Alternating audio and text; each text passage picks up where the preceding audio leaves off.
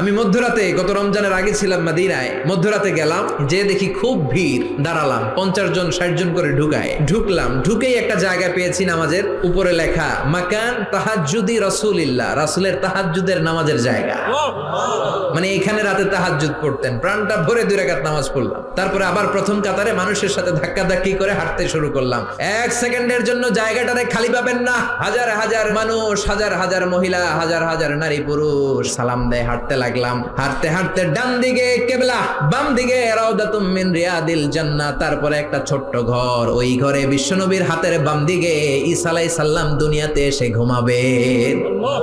ইন্তেকালের পরে ওইখানে হবে ওনার কবর। এরপর একটু আগাবেন, লেখা মুহাম্মদ রাসূলুল্লাহ। সহ্য হবে আপনার? নিজেরা সামলাতে পারবেন? পারবেন। যে নবীর কথা আজীবন শুনলাম, যে নবীর জন্য বুকের তাজা রক্ত বিলিয়ে দিতে আমরা রাজি আছি না নাই?